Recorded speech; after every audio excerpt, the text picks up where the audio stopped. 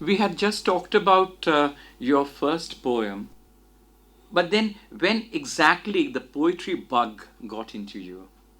I told you about the young girl who inspired me about poetry, reading, and then writing. Because she used to read a lot of poems, so I felt that why should I not compete with her? So I started reading poetry. That was the first time. I read a lot of Rabindranath's poems, then modern poems. Then I met a friend in my college that he boasted of writing poetry. Our friends were looking at him with respect that this friend, he can write poems. So I thought, what is so Extraordinary about great about writing poems? I can also write poems. I have written one, it was printed in Desh. Nobody knew that. I didn't tell it to anybody. But I had the confidence. I can also write. So I started writing poems. I sent one to Kobita, the famous poetry magazine edited by Buddhadev Bose. Yes. Then I sent a poem to Agroni, that was a leftist magazine Journal, at the literary journal journal, at that yes. time. I remember that my fourth poem was published in a small poetry magazine called Shathabhisha. It is also a poetry magazine. So my first four poems I remember distinctively where they were printed. And then this friend, whose name was Deepak, we got friendly. It was not that we were against each other because he was also a competitor. He used to write poems also. But we became very good friends. Then, after writing few poems, Deepak gave me the idea of bringing out a collection of poems.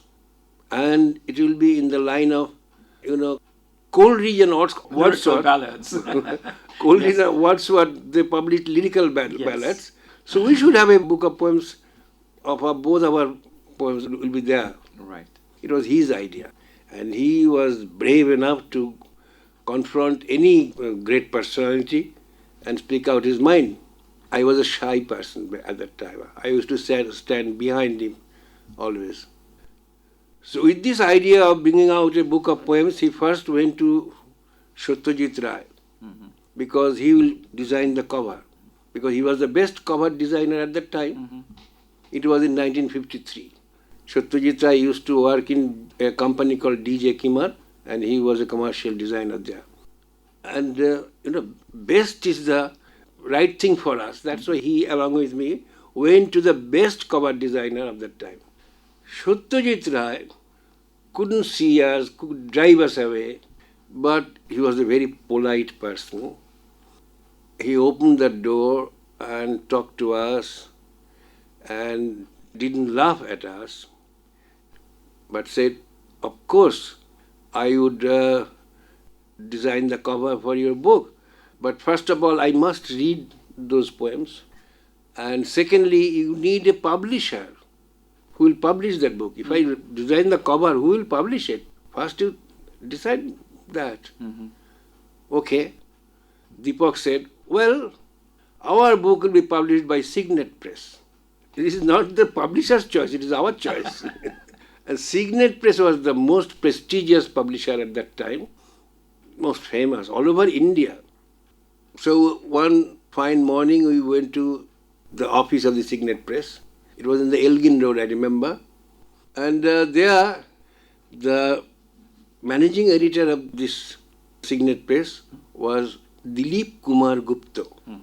He was known as DK at that time. He was a very famous person. Jawaharlal Nehru was his friend because he published Nehru's autobiography.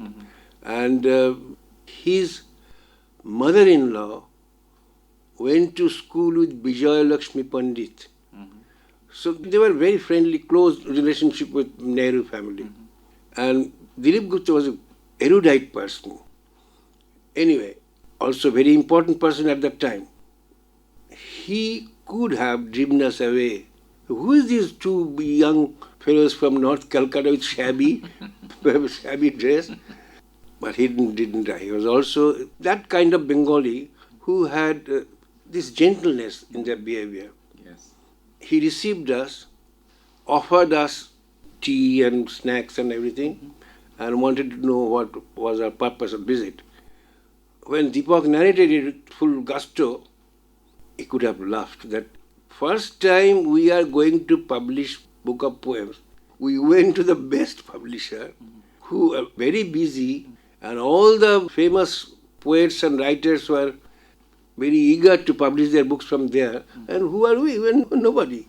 But he listened to us with patience, and then finally he said, okay, you will publish your books, but why so hurry? Write more poems and then publish your books. But now we can do one thing. You can publish a journal where all the young poets of Bengal will write. And if we pick up the journal, we will know what is the present position of Bengali poetry now, because young poets are writing in this vein. I said, guys, it's a good idea. He said, okay, call this magazine Krittibash. Why Krittibash? Because Krittibash is supposed to be our first poet in Bangla. So remembering Krittibash, you will only publish the poems of today, youngest poets of Bengal. So there will be a sequence that you remember the past, but you are presenting the very present time. So that's how Krittibash magazine was born. At that time there were 3 editors, Deepak and Ananda Bagchi. He was a prolific poet at that time. That's why we thought that nobody knows our name. So Ananda's name will be recognized. And third, myself. But after 3 issues, Deepak's patience was gone, because Deepak was very fickle-minded. He could do many things in his life. He could be a good singer. He has a fine voice. Beautiful voice, yes. But didn't stick to it. Extremely well read. Well read. He was a very good actor. Good cineast. He was in the Bohurupi group, Shambhu Mitra's group for some time. Right. He could write prose. Anything. He could excel in any genre, but he didn't stick to any one of them. So Deepak's patience is gone. He said, if you want to continue it, do it, I'm going. Deepak left. Ananda Bagchi's name was only there. He didn't do any work from the beginning. He also said, no, I'm not interested. So what was the choice? I have only choice of stopping the magazine or continuing it. But I have very little money. You need money to continue a little magazine, poetry magazine especially. But I used to do a lot of private teaching, private tuitioning, private coaching. And the money I received from those coachings, give it to my father, because our family needed money.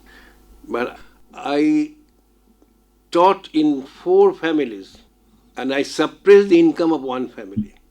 So one private tuition's money suppressed went to the magazine. Went to the magazine. How expensive was it then? How much did you It's not very expensive. If it is 4 formats and 500 copies you print, then it's about 150 or so. And how much did you get back if you sold them all? Nothing. Nothing. Because it wasn't sold. Yes, it was sold a lot. But the money was never. No, what happens from coffee house, 4 or 5 friends would go out and ask the Patiram, the stall owner, and how many copies of Krittibash you have sold? He said, 100 copies. Give us the money. He will pay the money and we will immediately go to his shop and finish all the money. So there was no savings. So when the next issue comes, you have to beg, borrow and beg, borrow, or steal.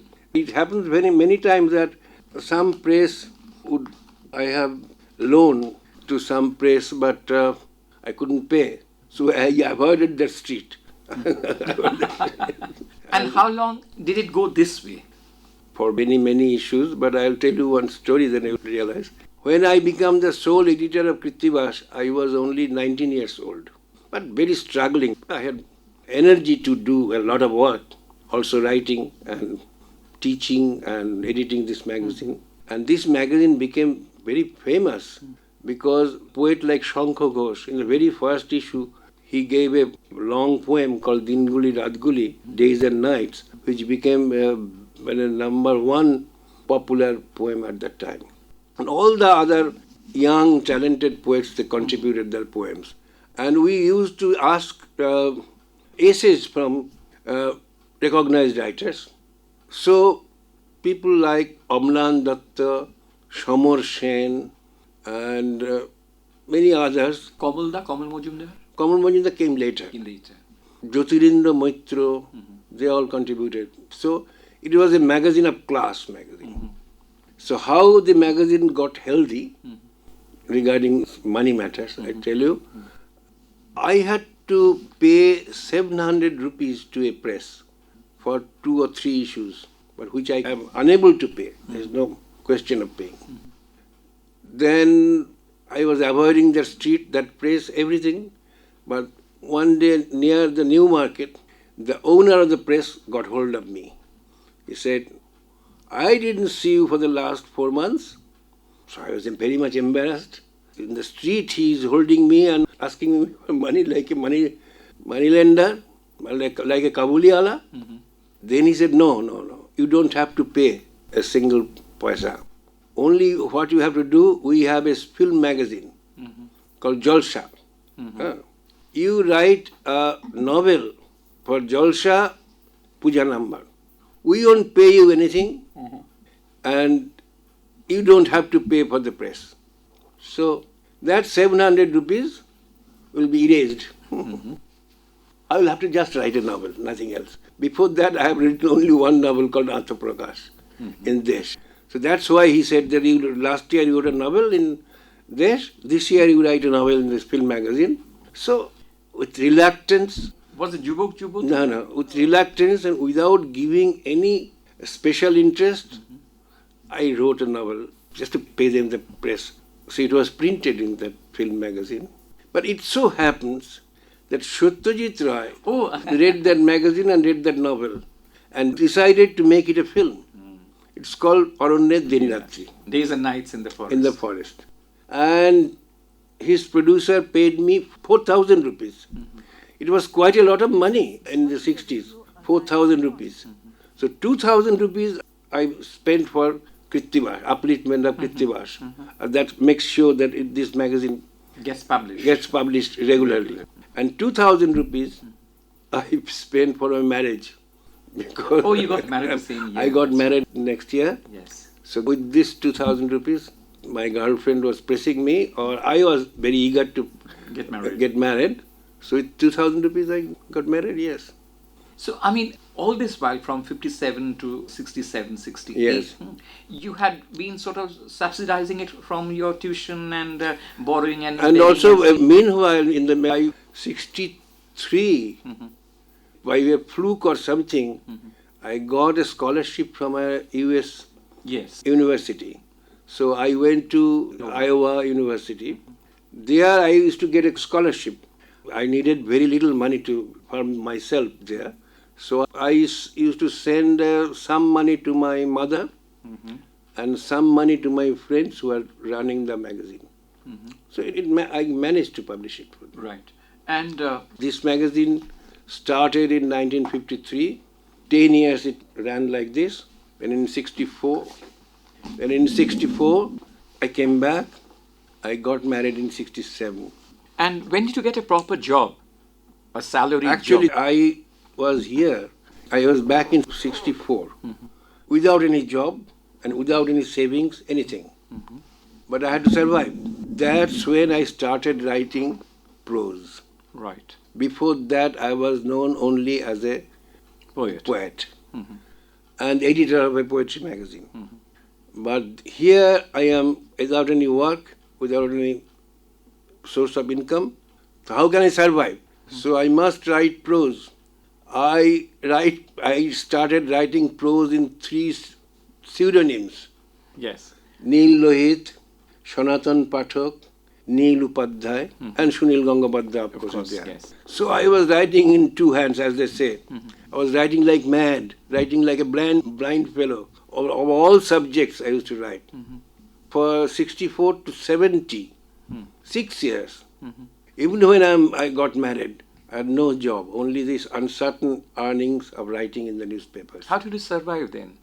Somehow I survived. And Shatidi, your wife, she didn't sort of grouse on this? She comes from a comparatively well-off family, Yes. but she was very romantic. She still is, I guess. She thought marrying a writer, one should live in poverty. One may go to the forest and build a cottage and live there. That was her romantic idea. Right. Right. Even I was drinking heavily at that time. True. And she read Remarque's novel Three Comrades. In the Three Comrades, all the friends were drinking all the time. So she thought that drinking is not bad. Only sensitive people do it. Right. And before marriage, one day when we had an appointment at the Victoria Memorial Hall, garden of the Victoria Memorial, I went there taking 6 pegs of whiskey and met her and said, look, generally I drink this much, generally. Sometimes a bit more, sometimes a bit less, but this much. So you decide whether you want to marry me or not. Because I don't want to hide anything from you. She said, you look much better today than other days. That's how she was very romantic, and she She still is very romantic. adjusted the poverty for few years. Later on, she got the pinch of it. Don't you think you are extremely fortunate to have a wife like him, apart from other fortunes like being a celebrated author? Or Yeah, that's true. If my wife was a non-romantic person, my wife didn't read any literature and have no literary taste, that would ruin me. That could. And she's not also the penny counting type. And not only, she doesn't understand, even today, she doesn't understand the value of money. True. She doesn't understand the value of money. She gives away money like anything. There are many stories about her Does she come into any of your novels? here and there. In certainly she comes in your Neera, I guess, in your Neera poetry. Sometimes, yes, sometimes. And any short story? Yeah, 1 or 2 full short stories about her, particular incident of her. Right. And where did you have your office for Kriti Bash when you were doing it from your own pocket? Always the apartment building where I used to live. There is no other separate office, except when during the emergency we converted this magazine into a monthly magazine. From a quarterly poetry magazine to a monthly magazine, which included prose and everything. And the owner of a press, that was the beginning of our good fortune, that we didn't have to think about the cost of printing or anything. The owner of a press called Torun Press, and which I should remember the name, Ganesh Chand De, who was a completely non-literary person, But dedicated to literature. but he was fascinated that some people, they pay so much attention to literature, some people spend so much time for writing poetry, that he vowed that he would print the magazine as long it lives, or as long he lives, and he will never take money from this magazine. So, and he gave us a room as an office. Yes, I've seen that room. Yeah. Beautiful room. So that was from then on, now also, for the publishers, they are very kind. They don't ask any money from us. We don't ask any profit from them, and we don't take any responsibility for losing any money. But Ganesh Babu was in a class of his own. Or class of his own. And He you belonged had- to the 19th century, not Yes. this century. And then you, Shokti Babu and others, you had a splendid time at his office. Yes, yeah. I have some memory of those days. And, And he was very generous about giving us food, and of course sometimes liquors and other things. right. Tell me something. How much does books contribute to your kind of writing, whether it be poetry or fiction? You see, I was always an avid reader. From my childhood, I used to read a lot. I compared my reading habit with my friends. I saw that many of my friends don't read all these books, but sometimes reading the cover, they said, "Oh, have you read this book or not?" But there were few friends, like I can name one, Manavendra Bandyopadhyay of Yes, Jadavpur University. yes. He was a great reader. I always say that Manavendra read much more books than me.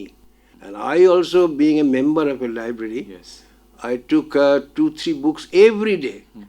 And like ants or a rat, I used to devour all these books. So any kind of books, may be it detective novel or a book of poems or a book of history, any kind of book, even science. Now tell me, how do you manage this time? Reading this There much, is always writing, time. There is always time for reading. and My writing. mother used to chide me because while eating, I needed a book. If I don't have a book in my left hand, my right hand would not pick up food from the plate. Yeah, but you also write a lot. But writing doesn't take much time. If you spend 4 hours for writing, it is enough. How much do you write in a day?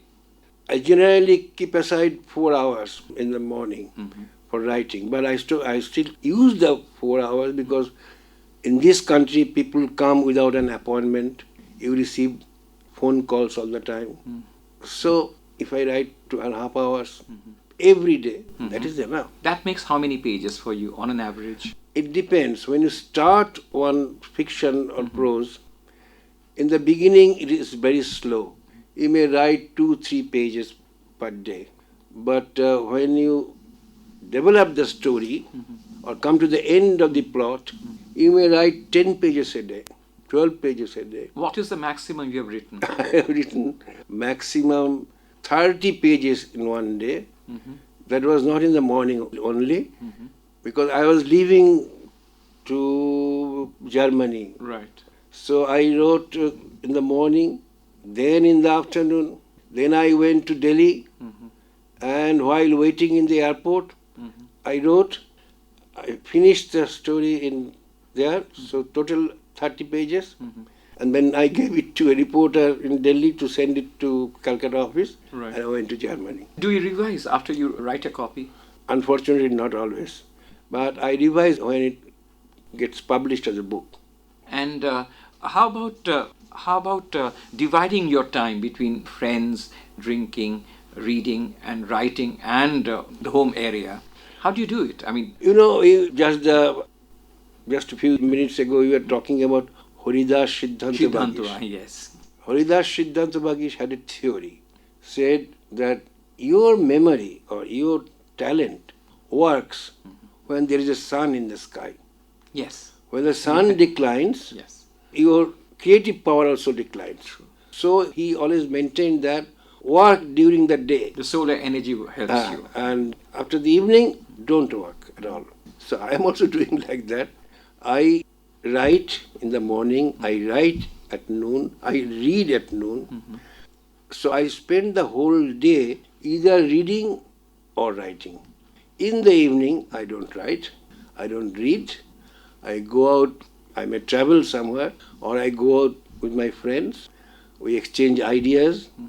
Sometimes we debate with particular subject with a glass of drink or not, and the time flies away. Do you read many newspapers?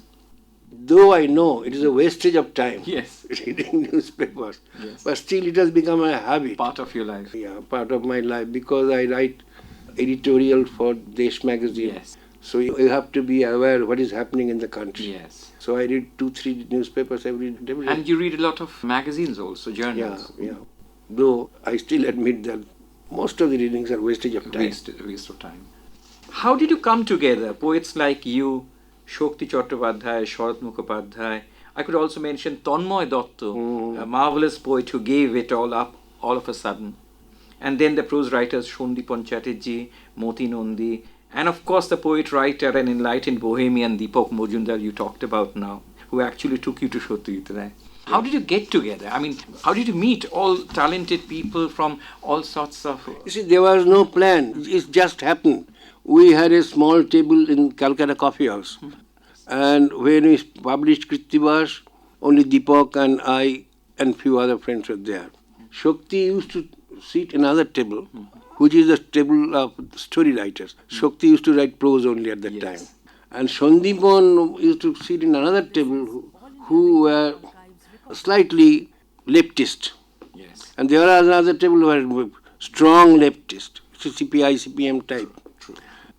But the like-minded people, or people who have some relationship with, who have some attachment through wavelength, they come together. One day Shakti left his table and joined us. So is Sandipon. Though we have only poetry magazine, Sandipon never wrote. Was this the Shokti with beard? Yes, Shakti with beard. Shakti shaved his beard in 15th August of 1975 or so. And he said, India became free on 15th August, and I am becoming a slave today. I am shaving my beard because I am marrying today. Yes. All this brings us to you and your friends' association with that legendary intellectual, writer, artist, and man of town, Kamal Kumar Majumdar. You were one of the performers in his playmaking group Horbola. Yes. The owner of Signet Press, or part owner, or main owner of Signet Press was D.K. Gupta, Dilip Gupta, who initiated us starting this poetry magazine, Krittibash. He also asked to form a group or a club and stage plays in proper ways. Because there was a gap at that time. Shishir Bhaduri, the legendary actor, was dead, and Shambhu Mitra's group was performing, but they were a bit sophisticated group, and the public stages were declining. So Dilip Gupta wanted us to be good performers and good literary plays to pick up. We said, okay, we are young, we wanted to have stage plays. And one day, he showed us a gentleman who will be our director. We were rather taken aback. He doesn't belong to this group, to this milieu, because DK was a well-to-do, a rich man, and very erudite, and behavior, everything was different from so-called North Calcutta people. Yes. And this man, whose clothes are typically North Calcutta, and he was chewing a pan, and his face and everything, it appeared that he belonged to a different genre. And we didn't know his name at that time. He was Kamal Kumar Majumdar. That's all we know. Later on, we discovered that he was a very good painter. He has a right of his own to become an important painter.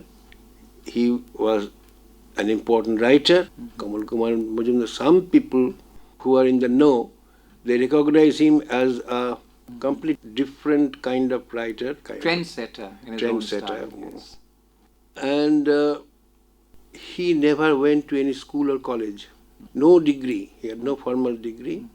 But he was a great scholar, and he knew French language as fluently as anybody. And many important people were his students of French at that time. Many ICS officers, not IAS, ICS officers, and government officials wanted to learn French from him. And he would know all subjects on earth, maybe, about the difference of pronunciation of the same language, same word, the difference of pronunciation in different districts. Right. And he was expert on this kind of subjects. Also, he was interested in theatre. So, after a few days, we became so fascinated with this man that we couldn't think of spending any time without him.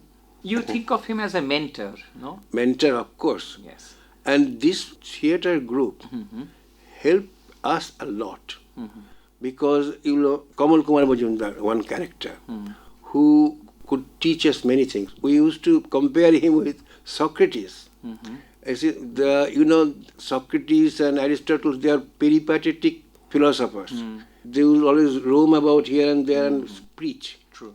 Kamal Kumar Majumdar also didn't like to sit anywhere. Right. He was standing or walking all the time and would speak on any subject in the world. And with due authority. Due authority. Right. So we thought he is our Socrates. And there was Satyajit Ray used to come, Buddhadev Bose, Jivanananda Das. We saw them. We were wide-eyed to see all these genius people. And about music, a man called Santosh Rai is not very famous. Very important man. Very important man. Musicologist and theorist, and yes. He was a disciple of Ustad Fayaz Khan. Yes. And classical music he knew like anything, but he vowed not to sing in public. So he taught us, gave us some training of classical music. And then Jyotirindra Moitra, the poet, He was a leftist poet, also a good Rabindra Sangeet singer. Also, he was a trainer of music in IPTA, the leftist Yes, organization. yes. And Jyotirindra Maitra and Santosh Rai and Kamal Kumar Majumdar, they were actually golden mines of stories.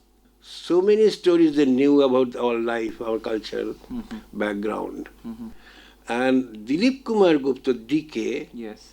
as he was a very well-read person, he knew about the Western literature very well. He was the person who told us the story of Franz Kafka for the first time.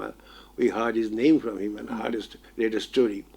And it was Dilip Kumar Gupta's idea. He would tell half a story of Franz Kafka or Ernest Hemingway so that we would read the original story.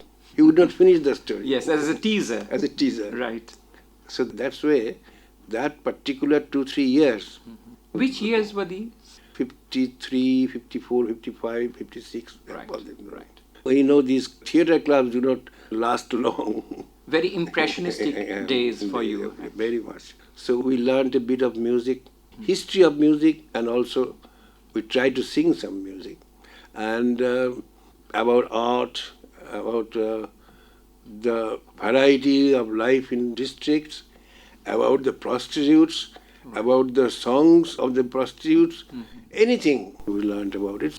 So when the theatre group was broken, we became followers of Kamal Kumar Majumdar. We didn't leave him. Wherever he used to go, we always followed him. I quite remember that you wrote a very scathing editorial in Krittibash in 1974 because at the Bongo Shommilan, whatever they used to hold at the Maidan, he was staging one of his plays with a new band of performers, and there were very few people left there, and you are very sorry to notice this. And you said people who don't honor such a great talent and genius need not be sort of given a thought to. Yes, sure. And then, I mean, apart from Kamal Majumdar, can you think of another mentor of yours? Dilip Gupta was certainly one. In journalism, who do you sort of maximize? There was the legendary journalist called Santosh Kumar Ghosh. He brought you into Anandabazar Yes, Patrika. yes, finally. He was a very great short story writer. And with all his talent, he did not continue writing short stories. He dedicated himself for the journalism. Yes. And he made this newspaper, Anandabazar, as a class 1 newspaper. And he brought me and Shakti and many other writers by Anandabazar. True. And Mati Nandi, Shishendra, everyone was indebted to him. And from him we learned about... I know he had great affection for you. Yes. Almost, I wouldn't say big brotherly, I would almost say a fatherly affection for you, because he would read every little word that you wrote anywhere, and he used to, in our sort of conversation, he would bring it up, that Shunil eta likheche, Shunil ota likheche. But also we had a difference of opinion. Yes, you also... He was very tolerant to listen to our different opinions. Right. He has this And tolerance. extremely well read. He was extremely well read. Extremely well read and knew his language. And he had great memory. Yes. He could absolutely. remember everything. And would read any bit of printed word anywhere. Yes. All newspapers, all journals. So all it's little a magazines. pity that he could be remembered as a great short story writer, Yes. but he is still remembered as a great journalist. True. True. Do you think being in a newspaper for such a long time and going through all these sort of stress and what you call timescapes, you had lost a lot of literary time from your No, life? I don't know. I don't know. People used to warn me that if you do much of newspaper work, then you lose originality in your own writing. A critic like Abu Said Ayub, I respected him very much.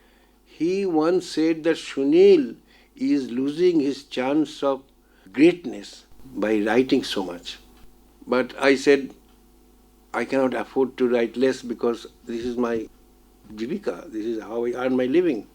My mother and my younger brothers and sister I had to support them. So I don't care for greatness, I don't care for immortality. I care for this life. But you really contributed so immensely to Bengali literature. You did your great bit of duty. But what stops you? Because it's, I mean, apart from, surviving, or apart from, publishers' pressures, I think it's also the reading public that you've created who won't let you go. Isn't that so? Yes, in a way it's true. I have one liner for everyone's literary career.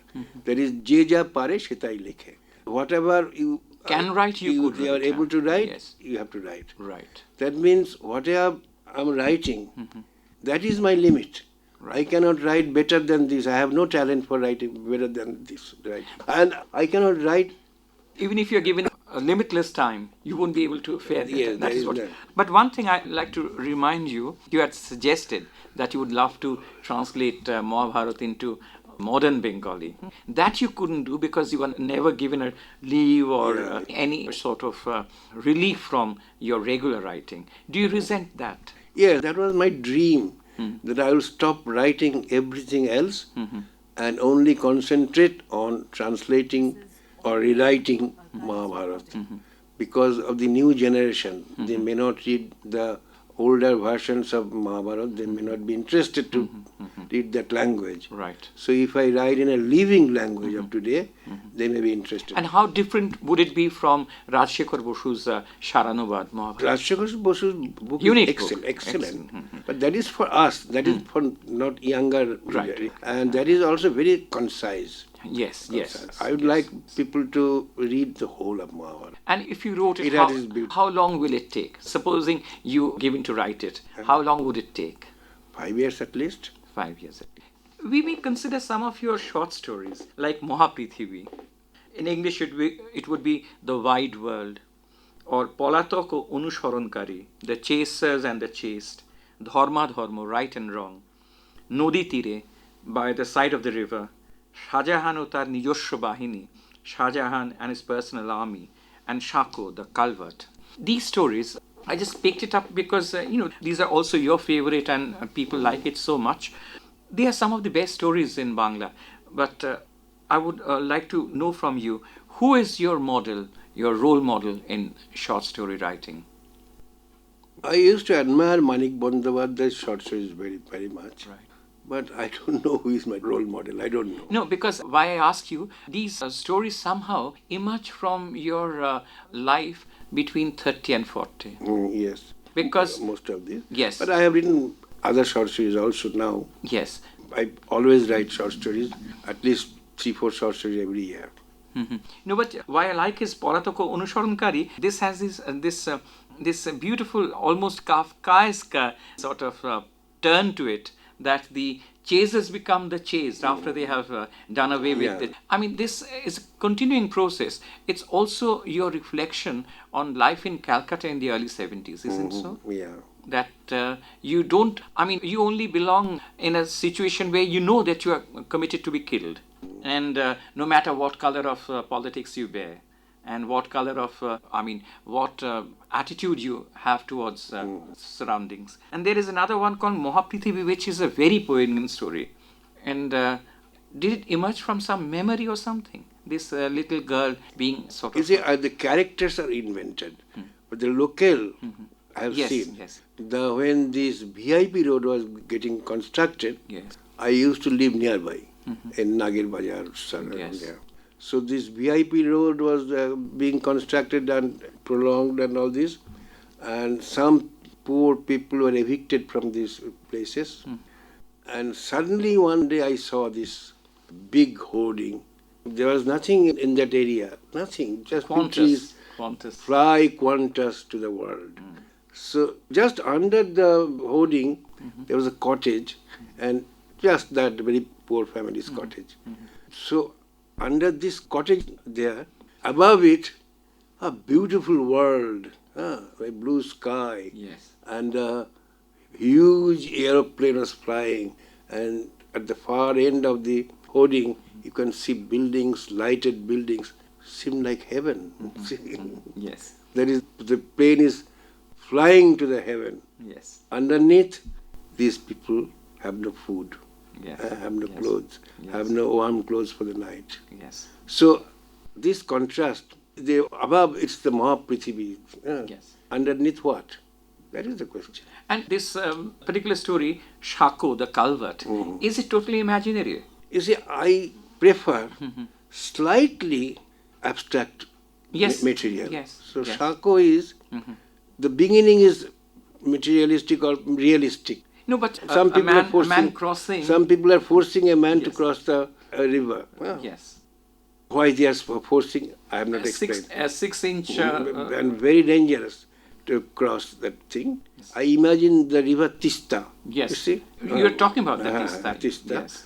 And if it is just a bamboo bridge, then it's very difficult, very dangerous. True. So this man was forced to cross this river with this bridge. Any moment he can fall and die. His eyes are tied. His hands are tied. hands are tied, his eyes are tied. But who forced him to cross this river by this way? Yes. That I didn't say. Yes. And with his spirit of the mind, this man finally crossed the river. Yes. Then those people in power who forced him to Yes. cross the river, they wanted to give him some prize or some consolation, other things. But this man said, no, now I will turn over and cross the river again. Cross Yes. the river. Yes. Not in your company. Not in your company. Yeah, that's what I mean is, this is, it. I almost read it like a satire on a certain time politics. That you are totally humiliated, almost made to die if you could survive, that's your fortune, and then give a prize to sort of have suffered that humiliation, and then you reject it. Having gone through all the humiliation, any humiliation is bearable. That is, I mean, it's a statement on condition of politics of a certain time, I guess. You can take it this way, Yes. or you can take it one human being's struggle, or one human being's When the right to price keep factor comes, the right to keep the honor. I won't listen to you. and then another beautiful story, Shahjahan ও তার নিজস্ব বাহিনী. It's a crazy type of a person. And did you find him in your sort of You see, life? I saw a man in a lavatory or in a counting ants inside a toilet. A man is giving duty for 8 hours or 10 hours. How disgusting is it? Now, what kind of system it is? Right. Maybe it was British system or what, I don't know. Right. This man will give you a towel or a soap. Otherwise, he will stand there for 10 hours. Just Smelling people's urine and- smelling people's urine. Yes. It was so disgusting. I saw this man twice or thrice.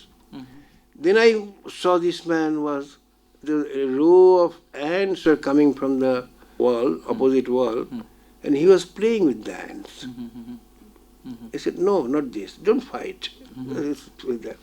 So then I imagined the character of this man, that he's oblivious about his surroundings. Right. Though I think that it is so disgusting for a man to give a duty in this place, but I think he doesn't smell anything. He doesn't care anything. He's playing, he's beautifully playing with the ants. And so what does he do when he's outside? That I And imagine. that's another story. And do you know, I mean, Subhash Mukhopadhyay, the poet, called it one of your best stories. He wrote it actually in a place. What do you think appealed to Satyajit Ray in your work Orne Din Ratri, or Days and Nights in the Forest, when he turned it into a film? Or for that matter, what elements drew him to your novel Pratidwandi or The Adversary? I know about Aranya Dinratri. He told me it was difficult for him to do shooting in the cities because of his stature. He was 6 feet 4 inches long. Right. And his figure is well known among common people. So wherever he goes, crowd would follow him. So he said it is now become impossible for me to shoot in cities in Calcutta. So I wanted a story which should be a modern story. The protagonists or main characters should be young and educated and sophisticated, but I don't want them live in the city. I want them in some outskirts and some near the sea and forest or anything. So that's why primarily he selected this story, because the characters are liked by him, Right. but the surrounding is different, not Calcutta. Right. Calcuttans, but not Calcutta. But also he mentioned in writing, while he wrote the Preface to the book. preface to Prasiddhandi, Yes. he wrote that he loved or he liked my description, my way of describing scenes. He says that as if these are part of the screenplay, because he thinks that my description is very visual. Right. Very visual, from which corner the characters are coming, how they are speaking, Right. what is the season. So Right. this kind of thing helps him very much. That he said Sunil could write good screenplay if he wanted to.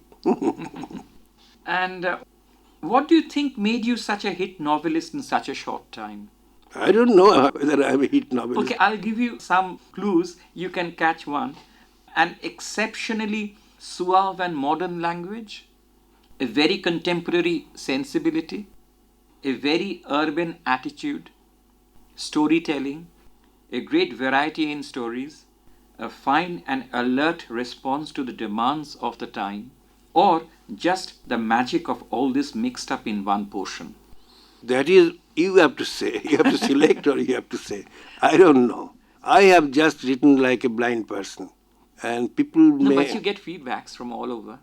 I also get big bats. Yes. No, but from the feedbacks from, on the people who like your work. Yeah, people like my work, no doubt. Yes, and But there are plenty of people who don't like. no, but people who like, don't they tell you, what appeals to them from in your stories, in your attitude to writing? Well, the best compliment is if someone says that whatever you have written, it is my life. Actually, I would have written the same thing Yes. that you wrote for Yes, me. yes. That is the True. best compliment. Absolutely.